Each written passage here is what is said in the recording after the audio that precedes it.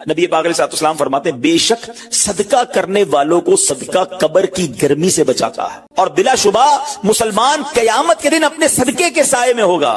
جب سایہ نہیں ہوگا، جب بہت گرمی ہوگی، جب بڑی تپش ہوگی، سوچو صدقہ کرنے والا کتنا خوش نصیب ہے، اور وہ اور خوش نصیب ہے جو روزانہ کچھ دنوں کے بعد جب موقع ملتا ہے دیتا ہی رہتا ہے، میرا سایہ بڑا ہو جائے، میں اس گرمی میں کہیں تپش میں مارا نہ جاؤں۔ اگر اس نیت سے صدقہ دو کہ مولا کریم قیامت کے دن کی گرمی سے بچا لیجیے، تو انشاءاللہ صدقہ دینے کا لطف بھی اور آئے گا۔ یا الہی گرمی محشر سے جب پھڑکے بدن دامن محبوب کی ٹھنڈی ہوا کا ساتھ ہو، یا الہی جب زبانیں باہر آئے پیاس سے ساقی کوثر شہے جود و عطا کا ساتھ ہو۔ اے میرے بیچ اسلامی بھائیوں، صدقہ دینے میں بڑی جس کو کہنا خوشی دلی کے ساتھ آگے بڑھ کر ان موقعوں سے فائدہ اٹھانا چاہیے۔ صدقہ عمر میں اضافے کا بھی باعث بنتا ہے۔ جی ہاں، بڑا کمال کا واقعہ ہے۔ حضرت عیسیٰ علیہ السلام کے زمانے میں ایک دھوبی تھا، لوگوں کے کپڑے آپس میں تبدیل کر دیتا تھا۔ تو لوگوں نے حضرت عیسیٰ علیہ السلام کو اس کے بارے میں بتایا کہ حضور یہ بندہ بڑا گڑبڑ بندہ ہے، سب کے کپڑے ملا دیتا ہے، تو آپ جو ہے اس بندے کے لیے کچھ کیجئے۔ آپ نے اللہ کی بارگاہ میں اس کی ہلاکت کی دعا کر دی۔ وہ بندہ دھوبی اپنے معمول سے گھر سے نکلا، اس کے پاس 3 روٹیاں تھیں۔ ایک سائل آیا تو اس نے ایک روٹی اسے دے دی۔ سائل نے دعا دی، اللہ تعالیٰ تجھ سے آفات سماویہ یعنی آسمانی آفتیں سے تجھے بچا لے۔ دھوبی نے اس دعا سے بڑا متاثر ہوا، ایک اور روٹی دے دی۔ اس سائل نے دعا کی کہ اللہ تعالیٰ تجھے جملہ آفتوں سے محفوظ رکھے۔ اس نے تیسری روٹی بھی دے دی، تو دھوبی سے اس سائل نے دعا کی اللہ تعالیٰ تجھے توبہ کی بھی توفیق عطا فرما۔ اب ایک بڑا سانپ جو ہے اس کی گٹھڑی میں داخل ہو چکا تھا، کیونکہ اب اس کی ہلاکت کی دعا ہو گئی تھی۔ اس سانپ کی گویا قدرتی یہ ڈیوٹی لگائی گئی تھی کہ اس دھوبی کو کاٹنا ہے۔ جب دھوبی کپڑے لینے کے ارادے سے اس نے گٹھڑی کے اندر ہاتھ ڈالا تو فرشتے نے اس سانپ کو لوہے کی ایک لگام ڈال دی، اور وہ دھوبی سلامتی کے ساتھ واپس آ گیا۔ دھوبی کو پتہ ہی نہیں چلا کیا ہوا ہے۔ لوگوں نے حضرت عیسیٰ علیہ السلام سے عرض کی کہ اے روح اللہ، دھوبی تو صحیح سلامت واپس آ گیا، آپ نے تو اس کی ہلاکت کی دعا کی تھی، آپ تو اللہ کے نبی ہیں، ذرا سنو۔ حضرت عیسیٰ علیہ السلام نے دھوبی کو بلایا، فرمایا بتاؤ تم نے کون سی بھلائی کی ہے؟ کہتا 3 روٹیاں تھیں، تینوں اللہ کی راہ میں صدقہ کی، اور وہ مجھے فقیر جو تھا وہ ہاتھ اٹھا کر جھولیاں اٹھا کر دعائیں دیتا رہا۔ تو آپ علیہ السلام نے سانپ سے پوچھا کہ تم نے اسے قتل کیوں نہیں کیا؟ تو سانپ نے عرض کی اے اللہ کے نبی، اللہ عز و جل نے آپ کی دعا قبول فرما لی تھی اور مجھے اس کو ہلاک کرنے کے لیے بھیجا تھا۔ جب اس دھوبی نے سائل کو صدقہ دیا تو ایک فرشتے نے آ کر مجھے لوہے کی لگام ڈال دی۔ جب لوگوں نے بات سنی، دھوبی نے یہ بات سنی، اسے بڑا تعجب ہوا کہ اتنا گناہگار میں، لوگوں کو اتنی تکلیف پہنچانے والا، صرف ایک نیکی کی اور مجھے آفت سے بچا لیا گیا۔ اس دھوبی نے توبہ کر لی، کیونکہ اس سائل نے توبہ کی بھی دعا کی تھی۔ تو پتہ یہ چلا آفتوں سے بچنا چاہتے ہیں، مصیبتوں سے بچنا چاہتے ہیں۔ آج کل تو کرونا وائرس کا زمانہ ہے، بلاؤں کا زمانہ ہے، ارے اس میں تو زیادہ صدقہ دینا چاہیے، اپنے نام کا بھی، بچوں کے نام کا بھی، فیملی کے ہر فرد کے نام پر صدقہ نکالتے رہیں کہ یا اللہ صدقے کی برکت سے ان بلاؤں ان وباؤں سے بچانا۔ ارے وباؤں سے، بلاؤں سے، آنے والی مصیبتوں سے صدقہ کیسے بچاتا ہے کہ سنیے، ایک شخص سیدنا ابو ہریرہ رضی اللہ تعالیٰ عنہ کی بارگاہ میں حاضر ہوا، کہنے لگا حضور میرا بیٹا سمندری سفر پر گیا ہے، آپ اس کے لیے دعا فرمائیں۔ آپ رضی اللہ تعالیٰ عنہ نے فرمایا اس کی طرف سے صدقہ دو، سفر پر جایا کرو نا، صدقہ دے کے جایا کرو، بیٹا یا فیملی کا کوئی فرد سفر پر ہے، صدقہ دو کہ خیر سے واپس آ جائے۔ سیدنا ابو ہریرہ رضی اللہ تعالیٰ عنہ نے فرمایا سمندری سفر پر ہے، اس کے لیے صدقہ دو۔ اس وقت سمندر میں موجیں اٹھ رہی تھیں، یہاں باپ اور حضرت ابو ہریرہ رضی اللہ تعالیٰ عنہ میں گفتگو ہو رہی ہے، عین اسی وقت ادھر سمندر میں موجیں اٹھ رہی تھی، جہاز ڈوبنے کے قریب تھا۔ ادھر اس کے والد نے اللہ کی راہ میں صدقہ دیا، اور وہاں کہنے والے کو کہتے ہوئے سنا گیا اے سواروں تمہارے لیے سلامتی ہے، بے شک اللہ تعالیٰ نے فدیہ قبول فرما لیا۔ بیٹا سفر سے واپس آیا، اپنے والد کو سارا واقعہ سنایا کہ جہاز موجوں میں تھا، قریب تھا کہ ڈوب جاتا، مگر پھر ایک ندا آئی کہ تمہارے لیے جو صدقہ دیا گیا ہے وہ قبول کر لیا گیا ہے۔ تو اے میرے بیچ اسلامی بھائیوں، میں نے آپ کو احادیث بھی سنائی ہیں، آپ کو واقعات بھی سنا رہا ہوں کہ صدقہ بلاؤں کو ٹالتا ہے، صدقہ بیماریوں کو ٹالتا ہے۔ آپ میں نبی پاک علیہ السلام کی زبانی ایک خوبصورت واقعہ آپ کو سناتا ہوں۔ پیارے آقا علیہ السلام نے ہی یہ واقعہ صحابہ کرام کو سنایا۔ واقعہ کیا ہے؟ میرے آقا فرماتے ایک عورت کے منہ میں لقمہ تھا، کھانا کھا رہی تھی، ہاتھ میں لقمہ اور منہ میں ڈال لیا۔ اتنے میں دروازے پر ایک سائل آیا۔ وہ عورت کیسی توکل والی، کیسی صدقہ دینے والی، کتنا اللہ کی راہ میں خرچ کرنے والی تھی کہ وہ لقمہ اس نے منہ سے روکا اور سائل کو دے دیا کہ یہ کھا لے، میں بھوکی ٹھیک ہوں، یہ بیچارہ غریب ہے، دے دیا اسے۔ چھوٹی سی بات تھی، ایک لقمہ کیا ہوتا ہے؟ کچھ لوگ یہ کہتے ہیں پیسے ہی تھوڑے ہیں جیب میں، 5 10 15 روپے 50 روپے 100 روپے کے صدقے سے کیا ہوگا، میں تو خود غریب ہوں۔ سنو ایک ہی لقمہ تھا نا، دیگ نہیں تھی بریانی کی، ایک ایک لقمہ تھا, اور یہ واقعہ سرور کائنات علیہ السلام اپنے صحابہ کو سنا رہے ہیں. فرمایا وہ لقمہ اس عورت نے روکا اور فقیر کو دے دیا. اب اس عورت کے کچھ عرصے بعد بچے کی ولادت ہوئی. بچہ تھوڑا سا بڑا ہوا, باہر ماں کے ساتھ چلنے لگا, گھومنے پھرنے لگا. تو باہر گیا تو ایک بھیڑیا آیا, اور بھیڑیا آ کر اس کے بچے کو اس نے منہ سے پکڑا اور بھاگ. ماں پیچھے بھاگ رہی, میرا بیٹا میرا بچہ, اور بھیڑیا آگے بھاگ رہا ہے. اللہ اکبر. اللہ تبارک و تعالی نے ایک فرشتے کو حکم دیا کہ بھیڑیے کے پیچھے جاؤ, اس کے منہ سے بچہ چھین کر لاؤ اور اس کی ماں کے حوالے کر دو, اور ماں کو کہہ دینا اللہ عز و جل نے تم پر سلام بھیجا ہے اور فرمایا ہے کہ یہ لقمے کے بدلے لقمہ ہے. بات آئی سمجھ میں؟ اپنا لقمہ جو تم نے میری راہ میں دیا تھا, بھیڑیا کے لقمے سے تمہارے بیٹے کو بچایا ہے تمہارے رب نے. اللہ نے سلام بھیجا ہے. اے میرے میٹھے اسلامی بھائیو, یہ حدیث بتا رہی ہے کہ گناہ نیکی جو تھوڑی سی بھی ہو نا, وہ ضائع نہیں کی جاتی, وہ اللہ کے یہاں محفوظ ہے. جمعے کے خطبے میں ایک حدیث سنتے ہیں, البر لا یبلا والذنب لا ینسا والدیان لا یموت. سن لو, نیکی پرانی نہیں ہوتی, گناہ بھلایا نہیں جاتا, اور فیصلہ کرنے والا جو رب عز و جل ہے اسے موت نہیں آتی ہے. اب ہمیں سوچنا ہے کہ ہم نیکی کر بھی رہے ہیں کہ نہیں, کہ گناہ کر کر کے اپنے اکاؤنٹ کو بھری جا رہے ہیں. یہ چھوٹے چھوٹے صدقے جب موقع ملے نا, ماشاءاللہ ہم جمعہ پڑھنے جاتے ہیں, کل بھی جائیں گے. مسجدوں میں ہم نے دیکھا ہوگا مسجد کا ڈبہ آتا ہے سامنے, کچھ نہ کچھ ڈال دیا کرو اس نیت کے ساتھ کہ یار تھوڑے اور جمع کرا دوں اپنی آخرت میں, تھوڑے اور اپنے پیسے جمع کرا, تھوڑے اور آگے چلے جائیں. اور یہ میں ایسے ہی خود نہیں کہہ رہا, سبحان اللہ. میں آپ کو بڑی خوبصورت 2-3 حدیثیں سناتا ہوں. پہلے تو یہ سمجھیے کہ آج کل دنیا میں اور آپ یہ چاہتے ہیں کہ ہمارے جو پیسے ہیں نا سیکیور رہیں. آج کل بڑا عجیب معاملہ ہے, اچانک آگ لگ جاتی ہے, کسی کے پیسے چوری ہو جاتے ہیں, لوگ پریشان رہتے ہیں, سیکیورٹی مل جائے. ٹھیک ہے, تو میں آپ کو ایک حدیث سنانے جا رہا ہوں. نبی پاک علیہ الصلوۃ والسلام فرماتے ہیں, اللہ کے حبیب علیہ الصلوۃ والسلام فرماتے ہیں کہ رب عز و جل فرماتا ہے, یعنی یہ حدیث قدسی ہے. اللہ فرماتا ہے, اے ابن آدم, اپنے خزانے میں سے میرے پاس کچھ جمع کر دے. اپنے پیسوں میں سے کچھ پیسے میرے پاس جمع کر دے. میں حدیث کا خلاصہ عرض کر رہا ہوں. نہ جلے گا, نہ ڈوبے گا, نہ چوری کیا جائے گا. سنو کیسی سیکیورٹی ہے. انشورنس آج کل لوگ کراتے ہیں جس میں بعض اوقات حرام انشورنس ہوتی ہے. میں آپ کو سبحان اللہ ایک ایسی گارنٹیڈ مدنی انشورنس بتا رہا ہوں کہ رب فرما رہا ہے, اللہ فرما رہا ہے, اپنا مال میرے پاس جمع کرا دے. نہ جلے گا, نہ ڈوبے گا, نہ چوری ہوگا. اور اللہ فرماتا ہے میں اس وقت تجھے پورا بدلہ دوں گا جب تو اس کا زیادہ ضرورت مند ہوگا. کون سا وقت ہوگا وہ؟ قیامت کا دن, جب بچہ ماں کے پاس جائے گا نا, ماں ایک نیکی دے دے, ماں پھنس گیا ہوں, ایک نیکی چاہیے. ماں اس ایک نیکی میں بھی بیٹے کی مدد نہیں کرے گی. ماں جائے گی اولاد کے پاس کہ بیٹا میرا گناہ لے لو, اولاد کہے گا ماں سے کہ نہیں میں تمہاری مدد نہیں کر سکتا. باپ بیٹے کی ہیلپ نہیں کرے گا. ایسا حال, مگر کون حامی ہوگا؟ اللہ اکبر. میرے اعلیٰ حضرت سے پوچھو, فرماتے ہیں رضا ان کے سوا رضا کوئی حامی نہیں جہاں. کہاں؟ قیامت کے دن کیا ہوگا؟ ان کے سوا رضا کوئی حامی نہیں جہاں. گزرا کرے پسر پہ پدر کو خبر نہ ہو. بیٹے پہ گزرے گی, باپ بھی جواب نہیں دے گا. ذرا تصور کریں, امیجن کریں, قیامت کا دن ہوگا, کسی کا نامہ اعمال تولا جا رہا ہو اور ایک نیکی کی وجہ سے وہ پھنس جائے.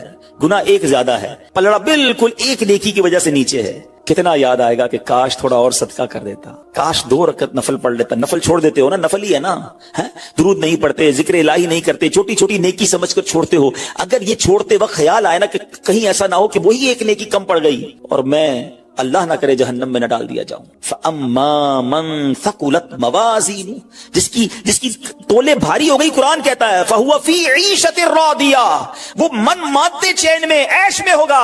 اور جس کی تولے ہلکی پڑ گئی, وَأَمَّا مَن خَفَّتْ مَوَازِينُهُ فَأُمُّهُ هَاوِيَةٌ وَمَا أَدْرَاكَ مَا هِيَ نَارٌ حَامِيَةٌ, جس کی تولے ہلکی پڑ گئی, وہ نیچا دکھانے والی گود میں ہے. اور وہ کیا ہے, تم نے کیا جانا؟ شولے مارتی بھڑکتی ہوئی آگ, یعنی جہنم میں ڈالا جائے گا اگر تولے ہلکی پڑ گئی. تو اگر اپنے اس اسکیل کو بھاری کرنا چاہتے ہو تو اللہ فرما رہا ہے اس وقت میں لوٹاؤں گا جب تم زیادہ ضرورت مند ہوگے, جب تمہیں زیادہ ضرورت ہوگی. یہ سیکیورٹی ہے. اچھا پھر کچھ لوگ بڑے عجیب ہیں, وہ کہتے ہیں یار پیسے تو ہم نے خرچ کر دیے, رمضان میں دی نا, زکات بھی پوری دے دی, بڑا کاؤنٹ کر کے چلتے ہیں, پورے ہو گئے بھائی, اب اگلے سال آنا. وہ اللہ کے بندو, جو رب تمہیں روز دے رہا ہے, عطائیں دیے جا رہا ہے, اور تم کیلکولیٹ کر کے لاک کر دیتے ہو صدقے کو. ایسا نہ کرو. میں آپ کو ایک اور حدیث سناتا ہوں. اللہ کے حبیب صلی اللہ تعالی علیہ وسلم فرماتے ہیں, پیارے آقا نے فرمایا مال کو روک کر نہ رکھو, روک کر نہ رکھو, کہیں یہ نہ ہو کہ تم سے بھی روک لیا جائے. ہاں ہمارے لیے تو نہیں روکا جا رہا نا. مثال کے طور پہ دکاندار بیٹھے ہوں گے یا بزنس کمیونٹی کے لوگ بیٹھے ہوں گے, آپ کا مثال کے طور پہ مہینے کا 1 لاکھ روپے کا خرچہ ہے. کبھی کبھی ایسا بھی ہوتا ہے پہلے 2-3 دنوں میں 1 لاکھ روپے ہو جاتے ہیں پورے. تو کیا تالا لگاتے ہو کہ چلو بھائی اب پورے مہینے کا ہو گیا, 27 دن بعد آئیں گے؟ نہیں, آنے دو جتنا آ رہا ہے. ہم آنے والی سائڈ تو نہیں روک رہے, ہاں خرچ اللہ کی راہ میں کرنے والی روک لیتے ہیں. جب وہ دینے میں نہیں روک رہا تو تم اللہ کی راہ میں خرچ کرنے میں نہ روکو. میں حدیث سنا رہا ہوں کہ روک روک کر خرچ نہ کرو, روک روک کر نہ رکھو, کہیں یہ نہ ہو کہ تم سے بھی روک لیا جائے. ایک دوسری روایت میں کہ نبی پاک علیہ الصلوۃ والسلام نے فرمایا خرچ کرو, گن گن کر نہ رکھو, کہیں یہ نہ ہو کہ اللہ بھی تمہیں گن گن کر نہ دے, کہیں یہ نہ ہو کہ اللہ بھی تمہیں گن گن کر دے. اور بچا بچا کر نہ رکھو, کہیں ایسا نہ ہو کہ اللہ بھی تم سے بچا بچا کر رکھنے لگے. ادھر سے رک گیا نا, عطائیں رک گئی تو کہاں جائیں گے آپ دیکھیں. اچھا آج کے دور میں تھوڑا سا آپ سروے کر لیں, جتنے لوگ آپ کو صدقہ خیرات چیریٹی کرنے والے کھانا کھلانے والے آپ کو جو لوگ ملیں گے نا, آپ دیکھیں ان کا سرمایہ بڑھ ہی رہا ہوتا ہے, ان کا مال میں اضافہ ہی ہو رہا ہوتا ہے, کیونکہ اللہ پاک انہیں دنیا میں بھی نواز رہا ہوتا ہے. تو ہے میرے میٹھے اسلامی بھائیوں, پھر کتنی چیزیں آپ دیکھیں کہ بچ رہی ہیں, بلاؤں سے بچ رہے ہیں, آفتوں سے بچ رہے ہیں, رزق میں اضافہ, بری موت سے بچاؤ, قیامت کے دن اپنے صدقے کے سائے میں بندہ رہے, دنیا میں مال میں اضافہ, یعنی بینیفٹ ہی بینیفٹ ہے, فائدہ ہی فائدہ ہے اللہ کی راہ میں خرچ کرنا. اور سچی بات یہ ہے کہ یہ بریلینٹ کمال کی انویسٹمنٹ ہے کہ جو آپ کو ملے گی. اچھا دنیا میں لوگ معاذ اللہ ثم معاذ اللہ سود پر پیسے دیتے ہیں, حرام جہنم میں لے جانے والے کا پیسے دیتے ہیں اور وہ بڑھا کے دیتے ہیں, ہے نا, بینک میں رکھواتے ہیں, ادھر سے بڑھ جاتے ہیں. جہاں جہاں غیر شرعی کام ہے میں اس کی بات کر رہا ہوں, تو کبھی بھی ایسے منافع کی طرف نظر نہیں ہونی چاہیے, کیونکہ سود پر کام کرنے والا یہ اللہ سے جنگ کرتا ہے. اللہ مجھے آپ کو ہماری نسلوں کو حرام روزی سے بچائے, فقط حلال روزی عطا فرمائے. مگر آؤ میں آپ کو ایک ایسی انویسٹمنٹ بتا رہا ہوں جس میں اضافہ بھی ہوگا, اور ایسا اضافہ ہوگا کہ دنیا میں کوئی آپ کو ایسا منافع نہیں دے گا. اور یہ میں نہیں کہہ رہا, حدیث پاک کا مفہوم ہے. ہم جب صدقہ کرتے ہیں نا, میرے اور آپ کے ہاتھ سے نکلتا ہے. اللہ کے حبیب علیہ الصلوۃ والسلام فرماتے ہیں, جس کا مضمون ہے کہ جب صدقہ بندے کے ہاتھ سے نکلتا ہے, ہاتھ سے نکلتے ہی اللہ کے دستے قدرت میں چلا جاتا ہے, اور اللہ تمہارے صدقوں کو پالتا ہے جیسے تم جانور کو پالتے ہو. چھوٹا بچڑا ہوتا ہے, چھوٹا جانور ہوتا ہے, آہستہ آہستہ بڑا ہوتا ہے نا. فرمایا جب بندہ کھجور کا صدقہ دیتا ہے نا, قیامت کے دن اس کھجور کے صدقے کا رب کریم اسے احد پہاڑ جتنا ثواب عطا فرمائے گا. بڑھتا جائے گا بڑھتا جائے گا, تھوڑا تھوڑا صدقہ بھی قیامت کے دن اللہ نے چاہا پہاڑوں کی مانند ملے گا. تو میں آپ سے پوچھتا ہوں کہ آخرت کے اکاؤنٹ میں کیا جمع کروایا ہے؟ لوگ کہتے ہیں میں نے فلاں جگہ سیف ڈپازٹ کرائی ہوئی ہے, فلاں جگہ انویسٹمنٹ کی ہوئی ہے, فلاں پراپرٹی لی ہوئی ہے, اس کا ریٹ بھی بڑھ رہا ہے, ادھر سے کرایہ آ رہا ہے, سونا لے کے رکھ لیا اس کا ریٹ بڑھ رہا ہے, جناب ڈالر رکھنا چاہیے. عجیب عجیب پلاننگ ہے, کس لیے؟ دنیا کے لیے. ادھر کے لیے کوئی اکاؤنٹ کھولا نہیں کھولا. آخر میں آپ کو لاجیکلی ایک چوٹ کرنے والا واقعہ سناتا ہوں, پھر انشاءاللہ کنکلوژن کی طرف آتے ہیں. کہ ایک ملک تھا, اس میں ایک بڑا نرالا کمپٹیشن ہوا, امیزنگ, حیرتناک. بادشاہ تو بادشاہ ہوتے ہیں, مرضی جو ان کی کریں. بادشاہ نے اعلان کر دیا جناب پورے ملک میں چیک کرو سب سے بڑا بے وقوف کون ہے, اس کو تحفہ دینا. عقل مندوں کے مقابلے تو سنے تھے, بے وقوف کا مقابلہ. چلے جناب شروع ہو گئے مقابلے. عجیب عجیب بے وقوف آتے تھے, اپنے کرتب دکھاتے, اپنی باتیں دکھاتے. وزیر تھے جو ٹیسٹ کرتے کرتے کرتے آخر کار ایک بندہ ایسا تھا جس سے بڑا بے وقوف پورے ملک میں نہیں تھا. بادشاہ کے سامنے کھڑا کر دیا. بادشاہ سلامت بڑے تجربے کیے, بڑے ٹیسٹ کیے, he is the biggest fool of our country, یہ ہمارے ملک کا سب سے بڑا جو ہے نا بے وقوف. بادشاہ نے کہا چیک کر لیا, کا چیک کر لیا. بادشاہ نے اپنی مالا اتاری سونے جواہرات کی, اس بے وقوف کو پہنا دی. بے وقوف بڑا خوش گھر آیا. تھوڑے دن ہوئے تو بے وقوف کو پتا چلا کہ بادشاہ سلامت بڑے بیمار ہیں, بڑے زیادہ بیمار ہو گئے. اچھا میں بھی جاؤں گا دیکھنے. تھا تو بے وقوف نا, سمجھ تو پڑتی نہیں تھی. چلا گیا بادشاہ کے پاس, کہا بادشاہ سلامت کیا حال ہے آپ کو, سنائیے. سنا بڑے بیمار ہو گئے ہیں. بادشاہ بہت زیادہ بیمار تھا, آخری لمحات تھے, کہتا ہے بس اب تو اس جہان کو چھوڑ کر جا رہا ہوں. اچھا بے وقوف کہتا ہے بادشاہ کو, اچھا کہیں اور جا رہے ہیں, کہاں جا رہے ہیں؟ تو یہ بھی پتا تھا کہ مرنا بھی ہوتا ہے, بے وقوف جو تھا. تو بادشاہ کہتا ہے میں اس دنیا کو چھوڑ کے دوسری دنیا میں جا رہا ہوں. تو بادشاہ سلامت یہ بتائیے کہ ادھر میں دیکھتا ہوں آپ کا بہت بڑا محل ہے, بیوٹیفل بیڈ رومز ہیں, شاندار مکان ہے, جدھر جا رہے ہیں ادھر مکان بنا لیا آپ نے؟ بادشاہ کہتا ہے نہیں, ادھر تو میں نے جھوپڑی بھی نہیں بنائی ہے. بادشاہ سلامت میں دیکھتا ہوں آپ کے پاس بہت پیسے ہیں, بڑا مال ہے, آپ تو بانٹتے بھی سونا ہی ہیں, سونے کے جواہرات کے ڈھیر لگے ہوئے آپ کے پاس, جدھر جا رہے ہیں ادھر پیسے بھجوا دی نہیں بھجوائے؟ بادشاہ کہتا ہے میں نے تو وہاں بوٹی کوڑی بھی نہیں بھجوائی ہے. بادشاہ صاحب میں دیکھ رہا ہوں آپ کے آس پاس بڑے خادم خادمائیں, کنیز غلام ہیں, ہر طرف آپ کی خدمت گار ہیں, جدھر جا رہے ہیں ادھر کچھ غلام کنیز خادمہ بھجوائے نہیں بھجوائے؟ بادشاہ کہتا ہے ادھر تو کوئی خادم نہیں ہوگا. اس بے وقوف نے بڑی کمال کا کام کیا, اس نے وہ مالا اتاری اور بادشاہ کے گلے میں بنا دی. کہا حضور پھر مجھ سے بڑے بے وقوف تو آپ ہوئے نا, آپ کو پتا ہے آپ کہیں اور جا رہے ہیں, آپ کو پتا ہے اس دنیا سے آپ کسی اور دنیا میں جا رہے ہیں, نہ گھر بنایا, نہ پیسے بھجوائے, نہ خادم بھجوائے, کرو گے کیا ادھر؟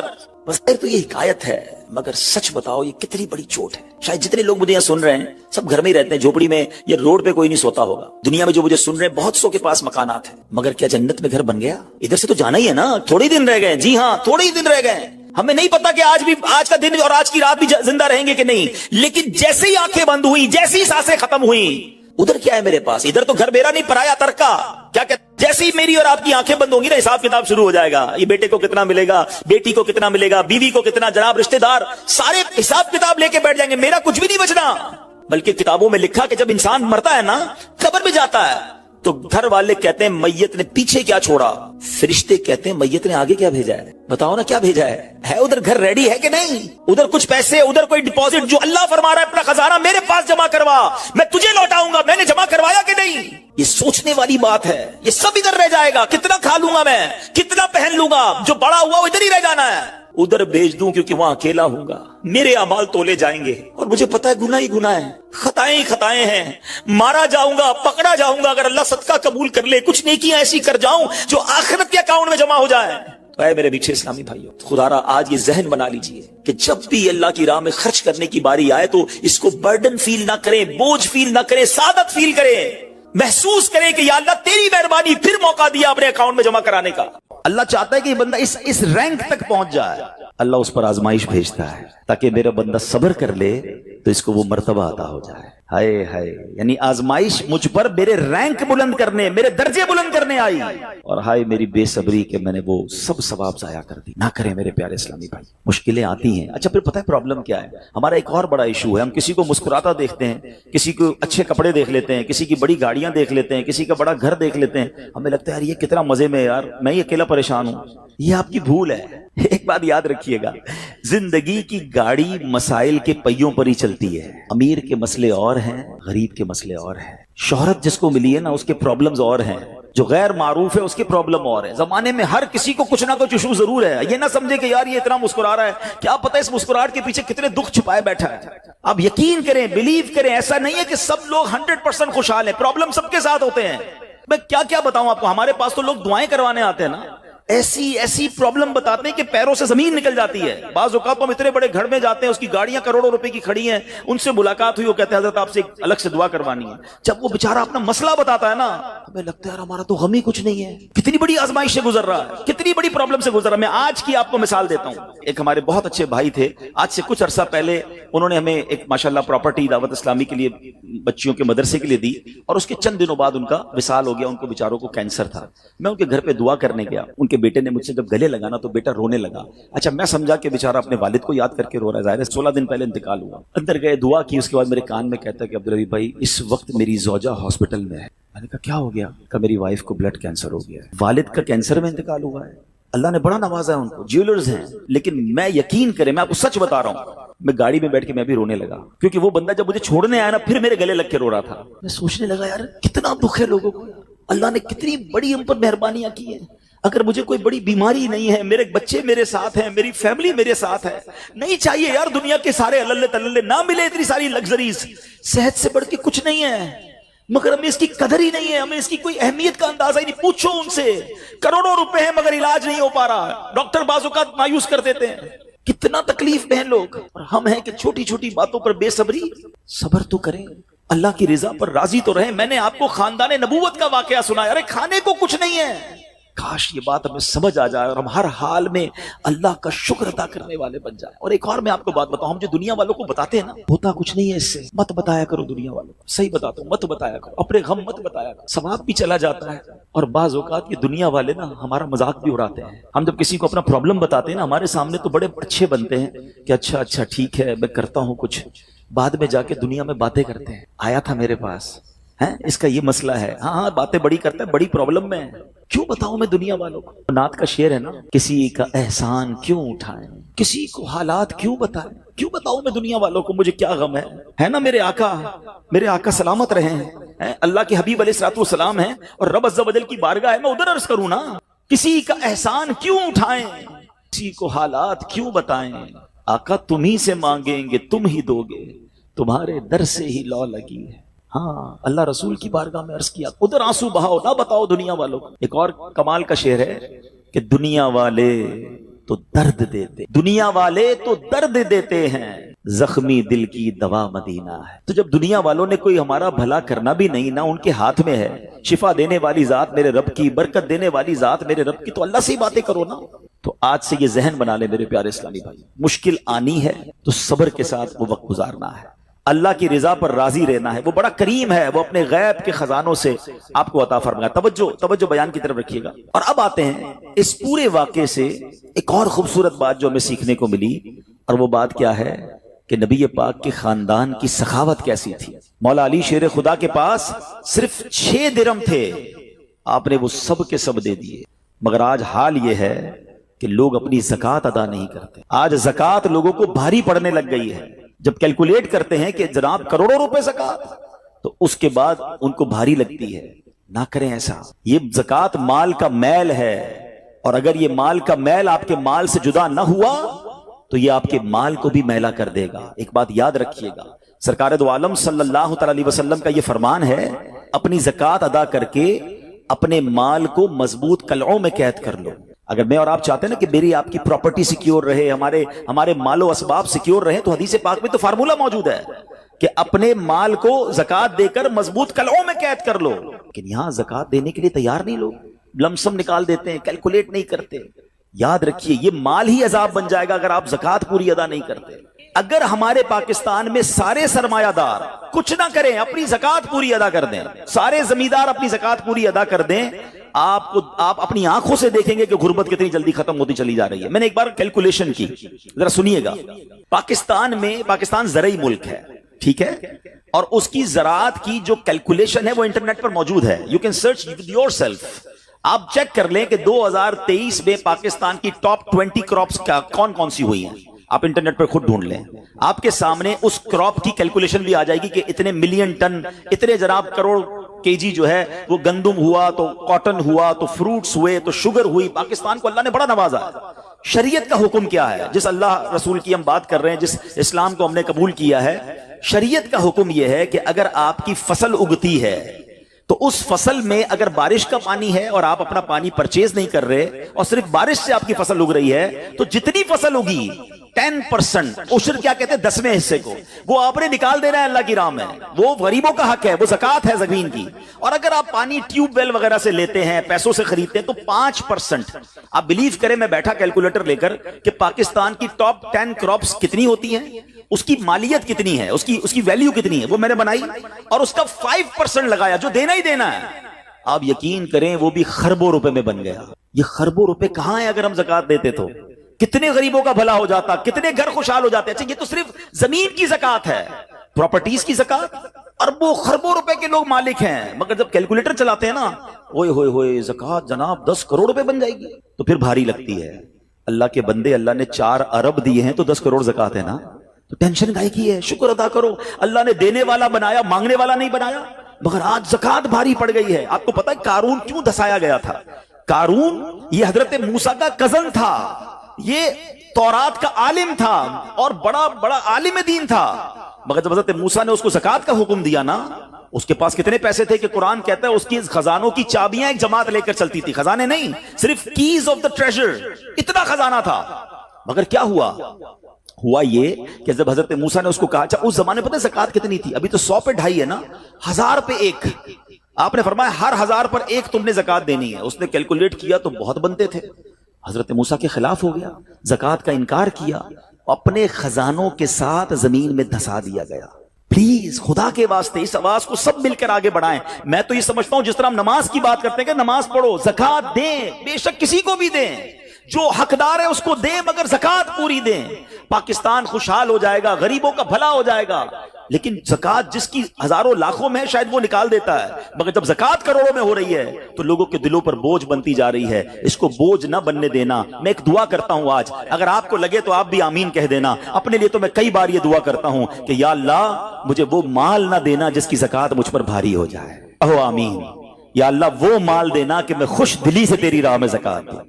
اچھا یہ بھی بڑا ایشو ہے, پیسے نکلتے ہیں تو بھاری بڑے پڑتے ہیں. اللہ فرماتا ہے تم اس وقت تک بھلائی کو نہیں پہنچ سکتے جب تک اپنی پیاری چیز راہ خدا میں خرچ نہ کرو. آپ بہترین خرچ کرو نا, اللہ آپ کو اس سے زیادہ عطا فرمائے گا. اچھا جب بھی کیلکولیٹر, دیکھیں کچھ چیزیں کیلکولیٹر سے کیلکولیٹ ہوتی ہیں, مگر اللہ کی راہ میں جو خرچ کرنے والا معاملہ ہے نا, وہ رحمت کے کیلکولیٹر سے کیلکولیٹ ہوتا ہے. وہ میرے اور آپ کے کیلکولیٹر سے کیلکولیٹ نہیں ہوگا. آپ حساب کریں گے کہ یار مولانا صاحب کہہ رہے ہیں اللہ کی راہ میں خرچ کرنے سے مال کم نہیں ہوتا, کروڑ روپے ہیں, 2.5 لاکھ زکوٰۃ دوں گا تو 97.5 بچ گئے, یہ تو کم ہو گئے. آپ اس کو کہیں نوٹ کر لیجئے. اگلے سال آپ کروڑ روپے کی زکات نہیں دے رہے ہوں گے، آپ اس سے زیادہ کی زکات دے رہے ہوں گے۔ یہ کیسے؟ جو بھی زکات دیتا ہے آپ اس کو پوچھ لیجئے، ہر سال اس کی زکات بڑھتی ہے۔ کیوں بڑھتی ہے بھائی؟ زکات تو پیسے کم ہونے چاہیے تھے۔ نہیں جناب، یہ میرے نبی علیہ الصلوۃ والسلام کا وعدہ ہے۔ ویسے تو میرے آقا جو فرمائے حق ہے، مگر اس حدیث میں اللہ کے رسول علیہ الصلوۃ والسلام نے قسم اٹھائی۔ آپ فرماتے ہیں میں قسم کھا کر کہتا ہوں، اللہ کی راہ میں خرچ کرنے سے مال کم نہیں ہوتا۔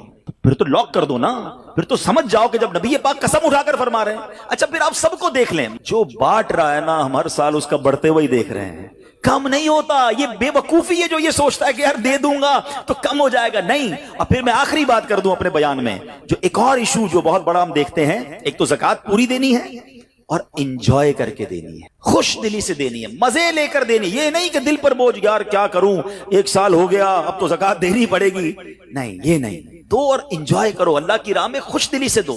ایک واقعہ سن لیں، بات اور کلیریفائی ہو جائے گی۔ حضرت ابو جعفر اپنے زمانے کے بڑے ابدال ہیں، ان کے گھر میں ایک فقیر آیا تو انہوں نے اپنی زوجہ کو کہا کہ اپنے پاس کیا ہے دینے کے لیے؟ کہ حضور صرف 4 انڈے ہیں گھر میں، نتھنگ ایلس، 4 eggs only۔ کہا یہ چاروں ہی دے دو، ایمان اور عقیدہ اور بلیف دیکھیں، چاروں دے دو۔ چاروں دے دیے۔ تھوڑی دیر بعد دروازے پر دستک ہوئی، دیکھا تو ایک بندہ ٹوکری لے کر آیا۔ کہا کیا ہے؟ بیگم سے پوچھا، کہا آپ کے دوست نے انڈے بھجوائے ہیں۔ کہا کتنے آئے ہیں؟ کہا صاحب ذرا سنیے گا، کتنے آئے؟ تو کہا کہ 30 آئے ہیں۔ کہا 30 کس حساب سے آئے؟ ہم نے تو 4 دیے تھے نا۔ اب ایمان، ان کا عقیدہ اور ان کا بلیف دیکھے، کیا 4 دیے تو 40 آنے چاہیے تھے، ایک کا 10 اللہ کا وعدہ ہے نا۔ تو کہا حضور آئے تو 40 ہیں مگر 10 انڈے ٹوٹے ہوئے ہیں۔ تو آپ نے اپنی زوجہ سے پوچھا کہ سچ بتاؤ، جو تم نے 4 دیے تھے اس کی کنڈیشن کیا تھی؟ کہا حضور بات یہ، جب میں نے 4 دیے تھے نا، اس میں بھی 3 ثابت تھے، ایک ٹوٹا ہوا ہی تھا۔ یہ فارمولا آج یاد کر لو، پورے دو گے پورے ملیں گے، ٹوٹے دو گے ٹوٹے ملیں گے۔ اب آپ چیک کیجئے کہ جب اللہ کی راہ میں خرچ کرنے کی باری آتی ہے، میں اپنا مال دل سے نکلتے ہوئے دکھ ہو رہا ہے یا خوشی ہو رہی ہے، بہترین دے رہا ہوں یا بچانے کی کوشش کر رہا ہوں۔ ہمیشہ یاد رکھیں، ہم اللہ کی راہ میں خرچ کرتے ہیں، ہمارے پیسے نہیں پہنچتے وہاں پر، وہاں نیت پہنچتی ہے۔ اب مجھے بتاؤ نا یار، ہم اپنے لیے خرچ کرتے ہیں، بہترین کھانا، بہترین لباس، اور غریب کو دینا ہے تو بچا ہوا لیفٹ اوور۔ اب اچھا اب میں کہتا ہوں 100 بندوں کو نہیں کھلا سکتے، نہ کھلائیں، 2 کو کھلائیں، اچھا کھلائیں، کوئی بات نہیں۔ آپ کسی کے دل میں خوشی تو داخل کریں، اپنے گھر والوں کے لیے لباس خرید لیں، 2 غریب بچوں کے لیے ویسا ہی لباس خرید لیں، پھر دیکھیں آپ کو کیسی برکتیں ملتی ہیں۔ تو ہمیں اس بار یہ ایک انداز اختیار کرنا ہے کہ ہم نے اللہ کی راہ میں بہترین خرچ کرنا ہے۔ اس کو ہمیں غلطی کیا کرتے ہیں؟ فطرے کی، جو فطرے کی جو بات ہے اس میں آپ کو ایک بات بتاتا ہوں۔ فطرہ حدیث پاک میں 4 قسم کا بیان ہوا ہے، گندم کا، جو کا، کشمش کا اور کھجور کا، ٹھیک ہے۔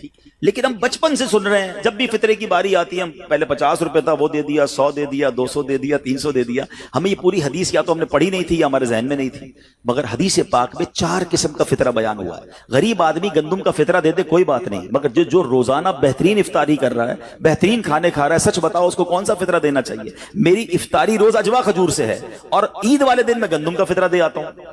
ہمیشہ یاد رکھے، اچھا خرچ کرے نا۔ اس بار فطرہ جس کو اللہ نے جیسا نوازا ہے، غریب آدمی کے لیے بات نہیں کر رہا، جس کو نوازا ہے رب نے۔ کیا ہم کبھی ایسا کرتے ہیں کہ عید کی شاپنگ کے لیے جائیں، دکاندار سے کہیں کہ یار جو کپڑا سب سے سستا ہے وہ نکال دو، سب سے سستے جوتے نکال دو، میں نے عید پڑھنی ہے؟ بہترین چاہیے، اپنے لیے بہترین لینا ہے، اللہ کی راہ میں لوئسٹ والا فطرہ دینا ہے۔ خود غور کریں، خرچ کیجئے گا، دل سے کریں، اللہ اور نوازے گا۔ اور یہ تو وقت ہے لوگوں کو بانٹنے کا، یہ وقت ہے مسلمان بھائیوں کا ہاتھ پکڑنے کا، غریبوں کی مدد کرنے کا، کسی کی افطاری اچھی کر دیں، کسی کی سحری اچھی کر دیں، کسی کو لباس دے کر اس کی عید اچھی کر دیں، نہ جانے کس کی دعا کے صدقے آپ کا بیڑا پار ہو جائے گا۔ تو اے میرے پیارے اسلامی بھائیوں، جو میں نے مولا علی شیر خدا کرم اللہ تعالی وجہ الکریم اور ان کے خاندان کا واقعہ سنایا، اس میں میسج ہی یہ تھا کہ سخاوت اس کو کہتے ہیں، یہ ہے اللہ کی راہ میں خرچ کرنا جو کیسے بلاؤں کو اور بیماریوں کو دور کرتا ہے۔ مگر آج حال یہ ہے، یقین جانے دکھ ہوتا ہے جب ہم ملتے ہیں لوگوں سے، ان کی ویلتھ پتہ ہوتی ہے مگر زکوٰۃ پوری دینے کے لیے کوئی تیار نہیں ہے۔ خدا رسول کے واسطے آپ بھی اور یہ پیغام کو عام کریں۔ میں نہیں کہتا آپ دعوت اسلامی کو دیں، کہ زکوٰۃ تو پوری دو یار، یہ وہ مال ہے جو آپ مارے جاؤ گے، یہ مال آپ کے لیے عذاب کا باعث بن جائے گا۔ اور واللہ میں 2-4 دن پہلے ایک بزنس مین کے پاس گیا، بعض اوقات ہمیں بزنس مین بھی سکھا رہے ہوتے ہیں، کیا کمال کی اس نے مجھے بات کہی۔ وہ کہتا ہے عبدالحبیب بھائی میرا یہ پیغام ذرا بزنس کمیونٹی تک پہنچائیے گا کہ جو زکوٰۃ نہیں دیتے نا اور جو خرچ نہیں کرتے، ان کو پتہ ہی نہیں ہے وہ کتنا بڑا لاس کر رہے ہیں۔ میں نے بانٹنا شروع کیا ہے، میرے مال میں ایسے برکت آئی ہے، میں خود حیران ہوں۔ میرے سامنے ڈیل ہوتی تھی وہ مجھے نظر نہیں آتی تھی، میں ادھر اللہ کی راہ میں صدقہ کرتا ہوں، ایسا لگتا ہے آنکھوں سے پردہ اٹھتا ہے میرا کام ہو جاتا ہے. تو ان کو بتائیے آپ اپنا خود نقصان کر رہے ہیں اللہ کی راہ میں خرچ نہ کر کے. تو یہ ڈیوٹی ہے. بچپن سے سنا تھا اسلام کے 5 پلر ہیں, توحید, روزہ, نماز, حج اور زکات. ہم زکات کو تو ایسے اگنور کر بیٹھے ہیں کہ جناب دے دی اپنی مرضی سے, کوئی 5 لاکھ دیتا ہے, کوئی 10 لاکھ دیتا ہے, زکات کس کو جاری ہے یہ بھی نہیں سوچ رہے کہ میری زکات کا یہ مستحق ہے کہ نہیں, میں جس آرگنائزیشن کو دے رہا ہوں اس کے پاس کوئی زکات ادا کرنے کا صحیح فارمولا ہے کہ نہیں, یا میں جس بندے کو دے رہا ہوں وہ زکات کا مستحق ہے کہ نہیں. بس سر سے ایک بوجھ اتارنا ہے, لم سم اماؤنٹ دے دینی ہے, یہ نہیں چلے گا. خدا را یاد رکھیے زکات پوری کیلکولیٹ کرنا بھی آپ کی ذمہ داری ہے اور صحیح مستحق تک پہنچانا بھی آپ کی ذمہ داری ہے. اور آپ بلیو کریں جس دن آپ نے یہ کام کر لیا آپ ملٹیپلیکیشن دیکھیں گے, آپ اپنے غم اور اپنی پریشانیاں دور ہوتے ہوئے دیکھیں گے. میں رب کریم سے دعا کرتا ہوں اللہ ہمیں دل کھول کر اپنی راہ میں خرچ کرنے کی توفیق عطا فرمائے. اور پھر سب سے پہلا حق آپ کی زکات کا وہ حق ہے آپ کے اپنے غریب رشتہ داروں کا. اپنے غریب رشتہ داروں کو آپ دیجئے زکات, کیونکہ جو اپنے رشتہ داروں کو زکات دیتا ہے صدقہ کرتا ہے اس کو ڈبل ثواب ملتا ہے, ایک صدقہ دینے کا, ایک صلہ رحمی کرنے کا. اور پھر آپ کے غریب رشتہ داروں سے بعد زکات بچ جائے تو پھر میری گزارش ہے کہ دعوت اسلام کتنے بڑے پیمانے پر دنیا میں کام کر رہی ہے, تو اپنی زکات کا اپنا حصہ جو ہے اس میں ضرور عطا فرمائیں. اللہ کریم ہم سب کا جمع ہونا اپنی بارگاہ میں قبول فرمائے. آمین بجاہ النبی الامین صلی اللہ تعالی علیہ وسلم.